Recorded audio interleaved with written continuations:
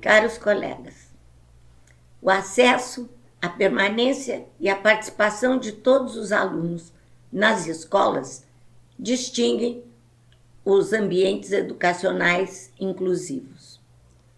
Nesta oportunidade, e com vistas a responder ao desafio de prover a escola dessas condições, alinhamos em uma proposta de recriação dos processos de ensino e aprendizagem referenciais teóricos provindos do conceito de hospitalidade em Derrida, da diferença em si de Gilles Deleuze e do ensinar e aprender segundo Jacques Rancière.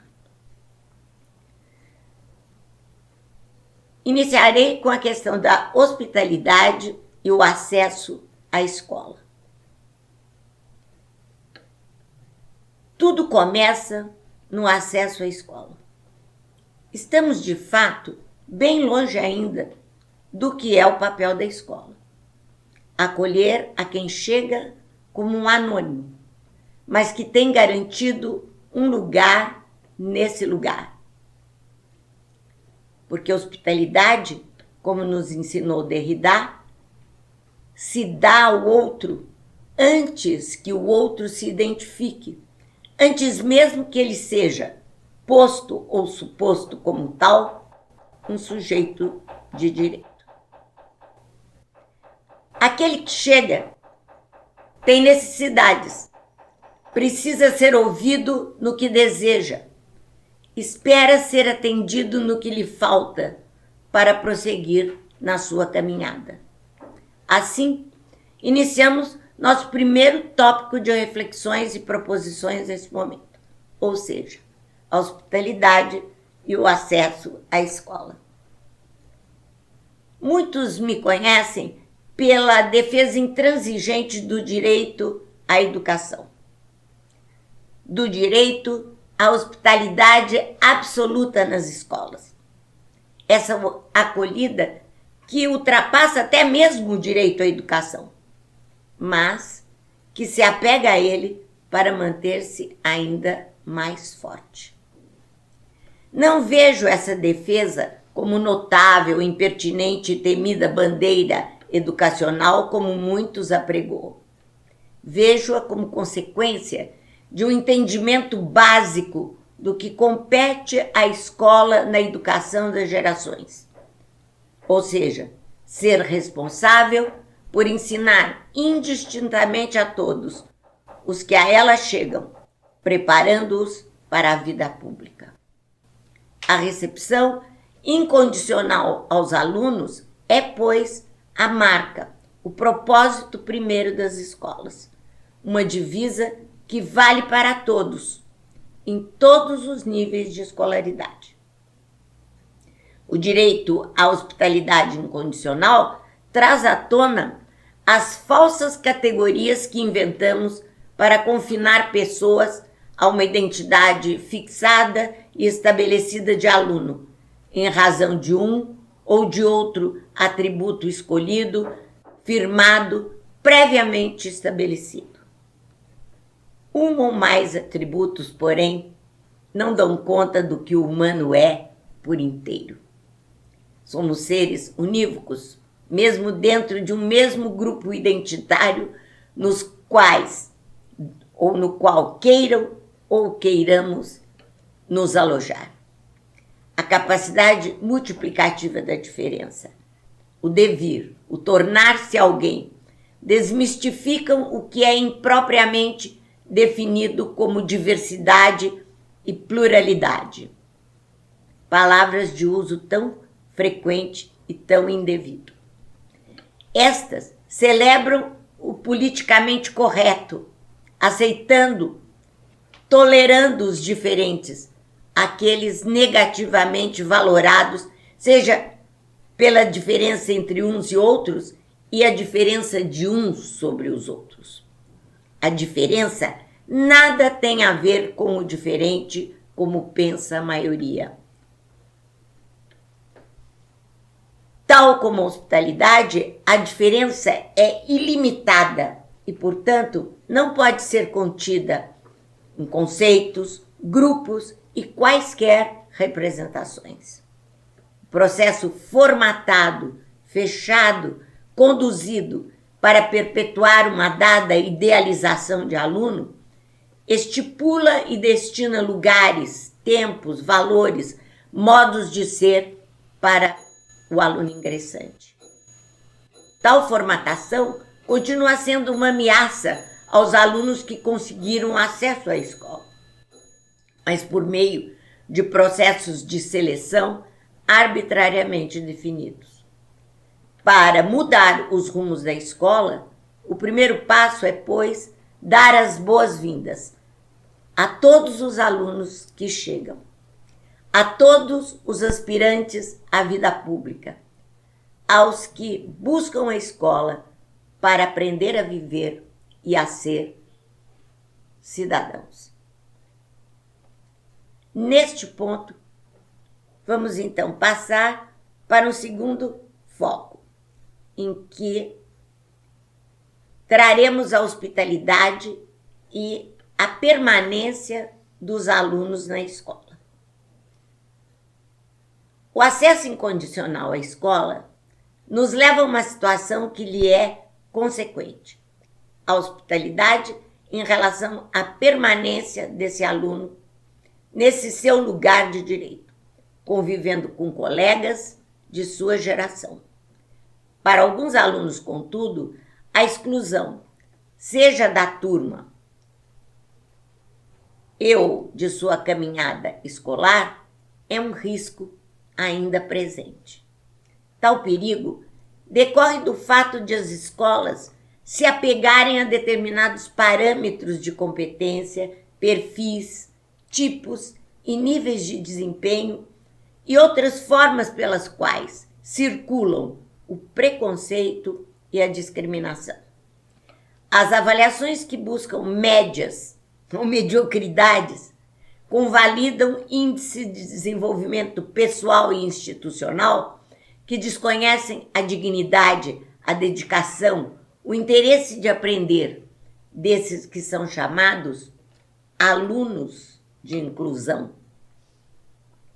Se a escola exclui, comparando e principalmente desconsiderando a diferença de cada aluno e estabelecendo padrões de sucesso e fracasso, estar nela é temeroso e instável para todos, mas em especial para esses que fogem aos padrões estabelecidos, aos alunos de inclusão.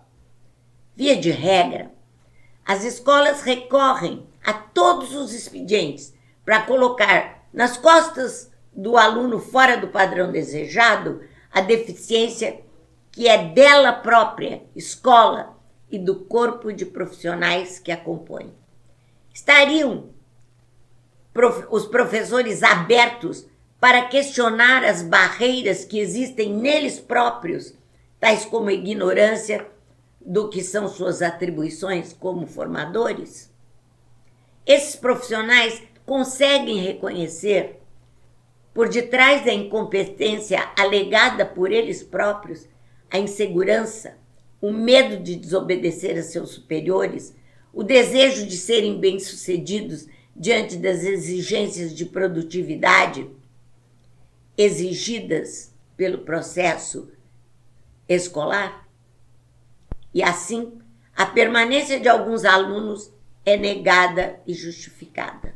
Na maioria das vezes, os níveis de desenvolvimento das escolas é preservado dessa forma e com o aval de seus gestores, coordenadores e demais responsáveis locais e externos às salas de aula. Então pergunto, as escolas estariam revendo, pesquisando seus objetivos, seus compromissos educacionais? Estariam avaliando a defasagem desses objetivos e compromissos diante dos movimentos reivindicatórios e das mudanças sociais oriundas das necessidades fundamentais do homem na contemporaneidade? Parece-me que não. Ou muito pouco, haja vista a dificuldade de compreender a inclusão, desde o ensino básico ao superior. Elas, as escolas, relutam em aceitar certos alunos ainda, aos quais destinam as formas mais sutis e dissimuladas de rejeição. Em uma palavra, a hospitalidade incondicional coloca em xeque a instituição escolar como um todo e é um instrumento de análise de como essa instituição atua face aos seus compromissos de promoção do avanço civilizatório. Reviver, conviver em um mesmo ambiente, com a diferença de cada um de nós, é estar certo de que haverá conflitos, ameaças, insegurança a serem ultrapassados, pois fazem parte da hospedagem, os estranhamentos locais, os reconhecimentos, a conquista da harmonia possível nos relacionamentos. De certo, a hospitalidade não se define inicialmente pela passividade e aquiescência. Ela vai se modulando, vai se esclarecendo na experiência de estarmos uns com os outros. Envolve um exercício contínuo de desequilibrações, equilibrações, acomodações, para se tornarem cada vez mais qualificadas e dotadas das formas mais humanas e apropriadas de convívio.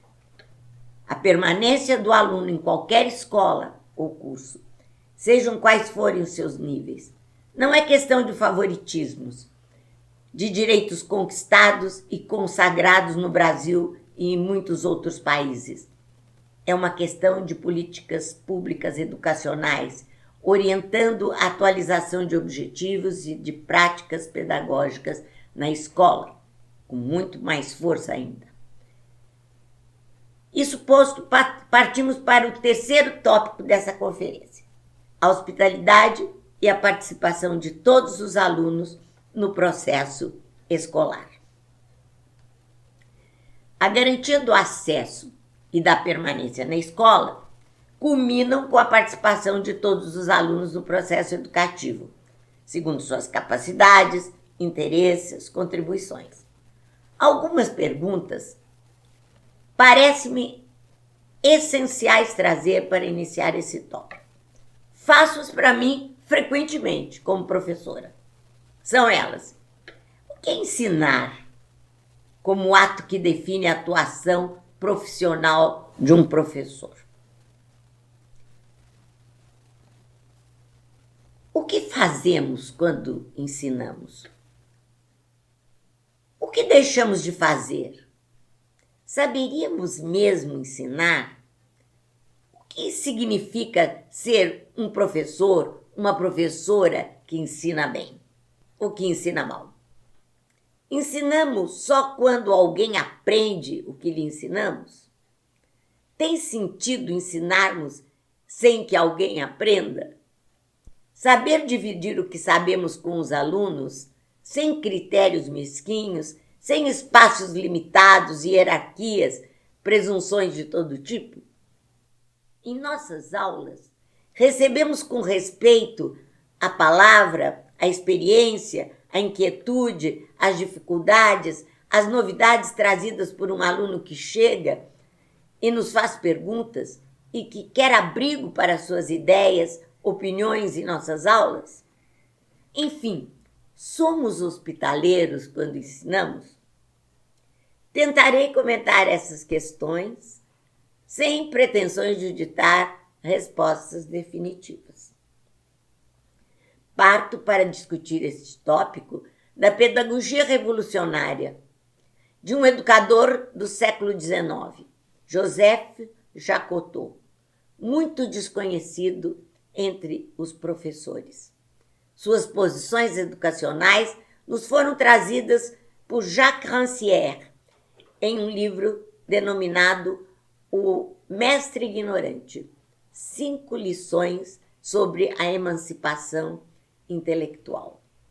Uma das lições de Joseph Jacotot é a igualdade de inteligências.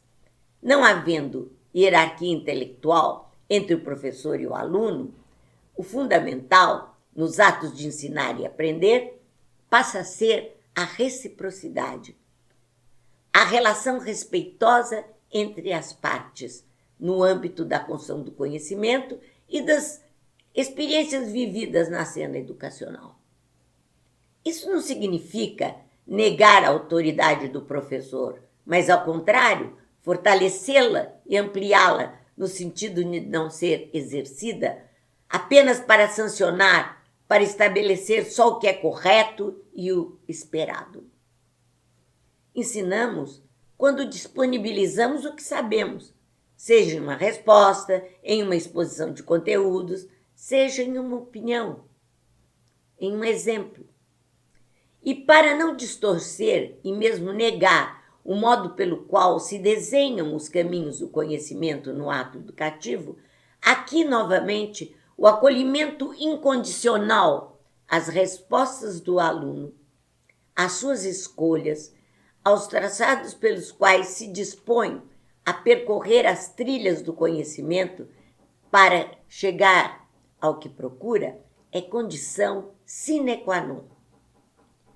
A garantia pela plena participação do aluno no aprender, no conhecer, seja pesquisando, explorando assuntos os mais diversos, contemplando o desconhecido, ouvindo e dizendo, tentando chegar ao que quer saber, inventando soluções, nada disso pode ser atravessado pelo poder do certo e do errado, próprios do autoritarismo magistral.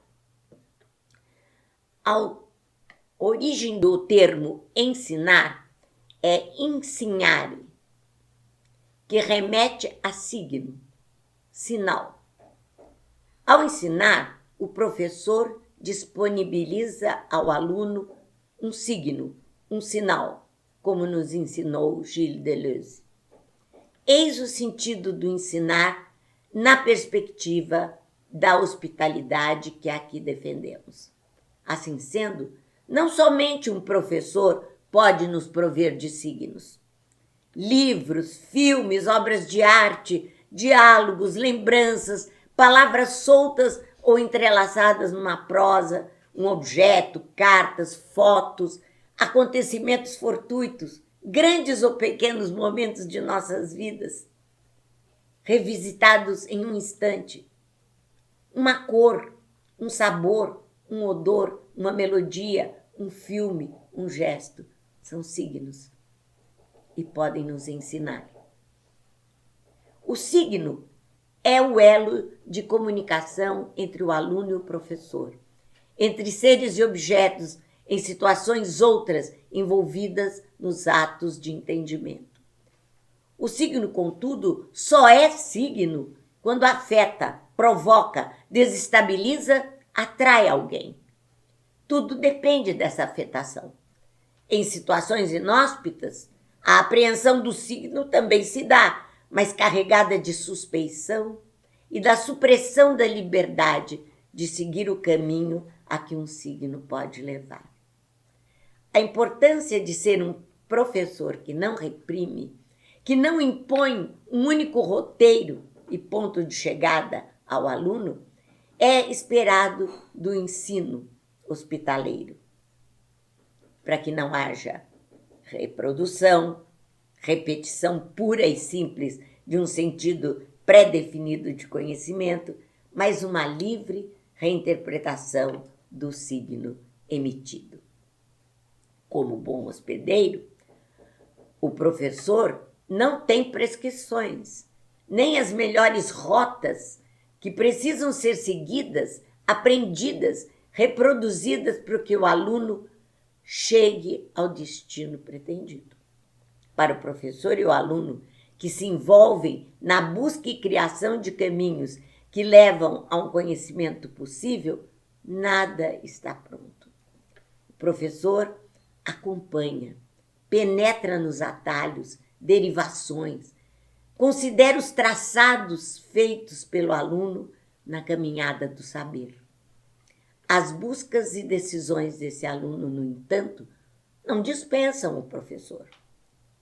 Infelizmente, em grande parte das vezes, deparamos-nos com um professor cujo ensino desconsidera a bagagem do aluno e tira deste a oportunidade de aprender, traçando suas próprias estradas do conhecimento. Ao contrário do que se pensa, o professor não é um facilitador da aprendizagem. A facilitação é uma forma sutil de infundir o autoritarismo nas aulas, violando a emancipação intelectual do aluno. Além do mais, a escola tem sido um local onde não se produz o saber. Reeditamos o saber de outros e o propalamos em citações como verdades que nos amparam para solucionar problemas, atingir objetivos precisos. Em qualquer nível de ensino, a escola se envolve muito com a necessidade de explicar, de transmitir um saber sistematizado, restrito a referências, autores, autoridades, fragmentado em disciplinas e incontestável. Quando o ensinar se reduz a informar, o saber é simplificado, limitado, determinado, universalizado. E transmitir o que sabemos não é uma simples questão de comunicação e não constitui uma narrativa objetiva, dado que a racionalidade que a sustém jamais será neutra. O ensino vindo da palavra de outrem, do professor, coisifica a realidade, expressa o significado, define, conceitua, mas sempre a partir do outro. Resta saber se esse ensino, por pura transmissão, oral, livresca, traz a realidade tal qual ela é ou a reduz a uma manifestação aparente dela. Então pergunto, que peso tem a palavra do outro, a verdade do professor sobre o aluno? Que lugares habitam nessa situação de verticalização do ensino? O ensino hospitaleiro outorga lugares ao aluno e ao professor nos quais ambos se sentem recriadores de conhecimentos, de respostas e soluções que os empoderam como investigadores, por exemplo. A relação entre ambos, então, se horizontaliza e é nessa posição que conseguem ir além do que já sabem. Na hospedagem incondicional, o aluno é recebido pelo professor, repito, com toda a sua bagagem, porque ela faz parte do hóspede que chega. Com isso, então, entrarei nos tópicos finais dessa conferência, que tem a ver com o desaprender.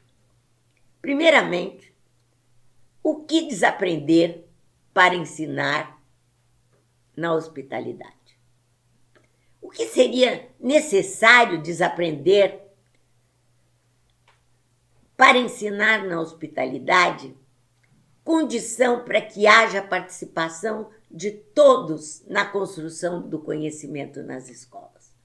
Sabemos que tudo o que é pode ser outra coisa e que para ser essa outra coisa precisamos nos sentir cativados, atraídos, seduzidos, capturados por ela.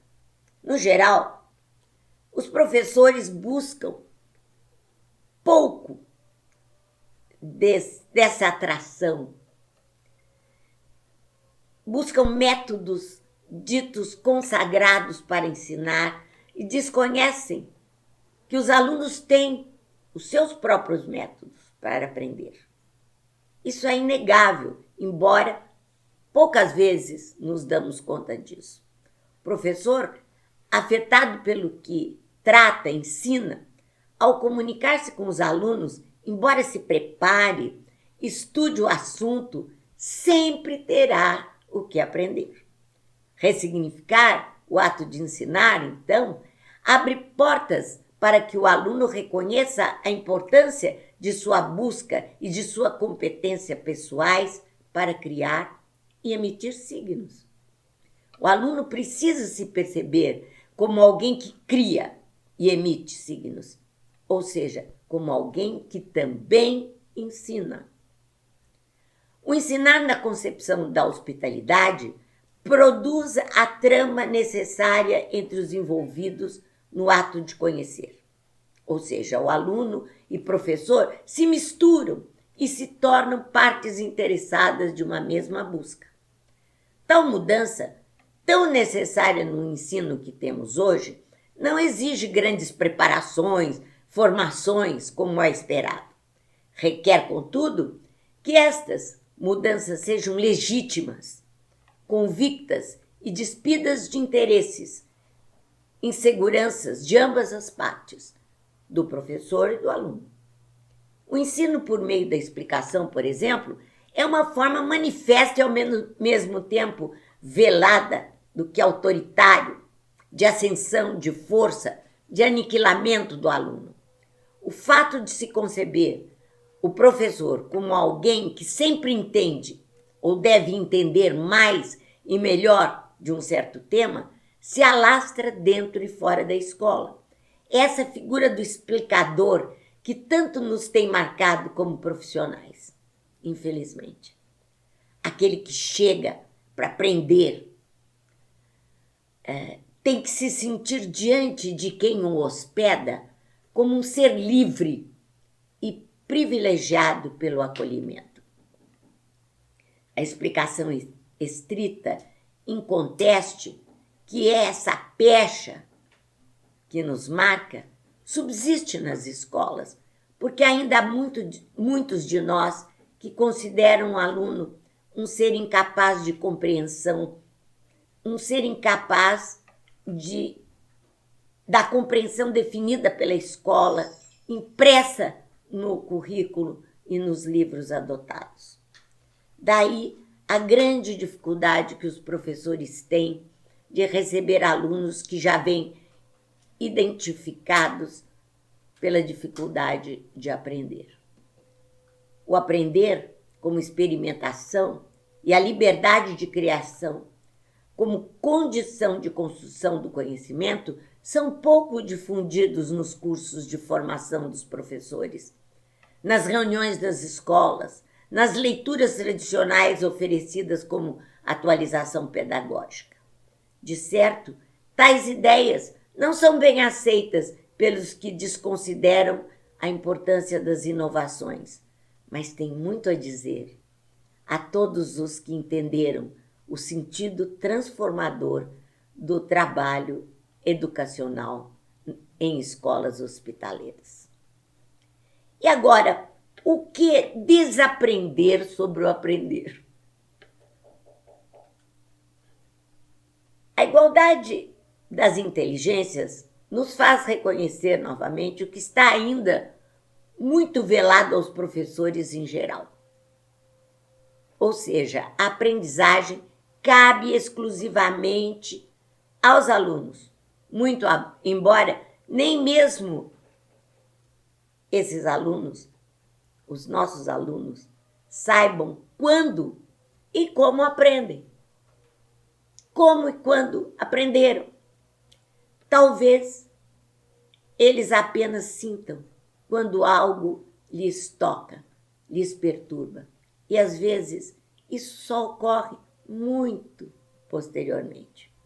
O tempo de aprender é, portanto, subjetivo, reúne o presente, o passado e o futuro. Em consequência, o aprender não se dá na linearidade dos anos e das séries escolares, na forma objetiva e prática sugerida pela organização curricular. Não há condições e o sentido de prever, controlar, conduzir e, portanto, de mensurar qualquer aprendizagem quando reconhecida como ato pessoal que se multiplica e se diferencia conforme se efetiva. Esclarecendo ainda mais, a intenção de ensinar não garante e não deve conter a garantia e a condição de um outro aprender. O professor, é claro, investe, quer ensinar, mas o aluno pode não aprender nada. Vem daí as frustrações, a angústia desse professor e o seu insuportável sentimento de incapacidade, além da busca de uma saída para explicar seu insucesso ao ensinar. Há que se encontrar uma saída reconfortante e nada mais fácil para o professor do que responsabilizar o aluno por esse fracasso, atribuindo-lhe todas as deficiências, incapacidades, desigualdades para dar conta do que lhe foi ensinado. Tudo acontece em consequência do que é conhecido como fracasso escolar. Fracasso da escola, isto sim, e não do aluno. O aprender e o ensinar não envolvem exclusões, comparações e hierarquização de níveis de conhecimento. E com isso, entramos no que desaprender sobre a avaliação. Então, como mensurar, avaliar o processo escolar de um aluno na ótica de uma escola hospitaleira? Como compatibilizar a formalidade do ensino com a informalidade da aprendizagem? Nada mais indicado na linha de mudanças propostas pela hospitalidade incondicional nas escolas do que livrar os alunos da condenação de serem avaliados como usualmente se procede. O processo de avaliação aplicado nas escolas conservadoras é injusto e inapropriado ao que significam o ensinar e o aprender na ótica que aqui defendemos. Incide inteiramente sobre o que o aluno aprendeu, segundo uma média esperada e definida. Os nomes atribuídos à avaliação podem variar para ocultar o seu sentido intrínseco, mas na base de toda avaliação está sempre a necessidade de medir para agrupar, selecionar, subordinar, apurar, escolher alguns alunos e excluir outros do processo educativo. A avaliação de conhecimentos se confunde, no geral, com a avaliação de um aluno como um todo. Quem teria o poder de avaliar o que foi aprendido, a não ser o próprio sujeito da aprendizagem? Extrapolamos e agigantamos nossas funções como professores quando nos preocupamos com a avaliação do aprendizado do aluno, mas nos esquecemos de avaliar como nós ensinamos. De fato, avaliar, reconhecer o certo ou errado só tem sentido quando o examinado é um conhecimento fechado, pré-definido, exato e determinado por outrem. O processo avaliativo deveria ser de mão dupla e compartilhado, mostrando a quem hospeda, ou seja, o professor, quanto é preciso mudar para melhor receber os seus hóspedes, os alunos, oferecendo-lhes a assistência devida de acordo com suas necessidades e interesses. O hóspede, o que ele de fato deseja e precisava ter recebido para tirar proveito de sua estadia na escola. Cada aluno é um peregrino. Ele tem o direito de escolher os rumos da sua caminhada. A ideia de hospitalidade na educação nos faz reconceituar o papel do aluno, do professor, nas formas inusitadas em que se engendram, numa mesma sala de aula, o ensinar e o aprender, provocados que somos pelas perturbações que conseguimos distinguir no confronto de nossas diferenças. Alunos e professores estamos juntos na mesma sala, numa mesma escola, mas cada um as habita de um modo. Convive com o conhecimento a seu tempo, interesse e forma de abordá-lo. Entre a escola, para alguns, concebida na ideia da hospitalidade condicional, e a escola absolutamente hospitaleira, existem esses séculos em que a educação brasileira e de tantos outros países se acomodaram, dedicando-se aos privilegiados, aos que formavam e que conseguiam reproduzir padrões identitários pré-estabelecidos e convenientes social e culturalmente. Havia poucos alunos na escola. Por isso, a educação hospitaleira é uma aspiração e uma tarefa para todos nós nesses novos tempos. Nada, contudo, é tão difícil que a nossa vontade não dê conta, embora seja muito difícil implementá-la. Mudar a escola, conforme expusemos aqui, é o projeto a que me dedico para transformar as escolas brasileiras em uma escola de todos, inclusiva, hospitaleira.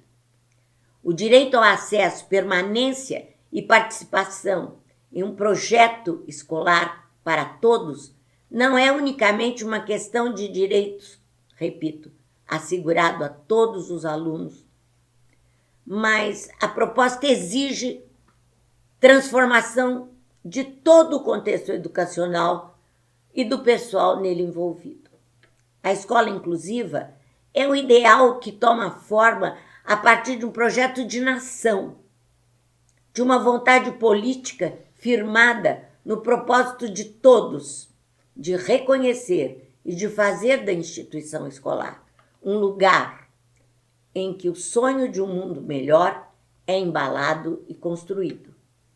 A escolha da metáfora da hospitalidade para explicar essa escola que tanto almejamos me parece adequada, na medida em que a inclusão escolar tem como base a ideia de acolhimento.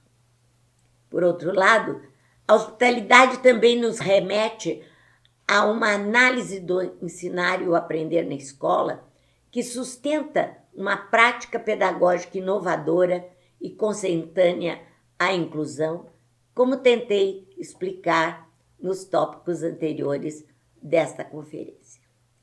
A simplicidade desta metáfora nos faz rever o papel da educação escolar no mundo atual e na relevância de que esse papel pode se revestir quando pensado a partir de um sentido e de práticas incondicionalmente receptivas. Tudo está sendo pouco a pouco refeito e ninguém pode e deve se considerar expert na arte do ensinar hospitaleiro. A cada hóspede, um atendimento. E fico por aqui. Muito obrigada pela oportunidade. Ficou bom? Era o que eu imaginava.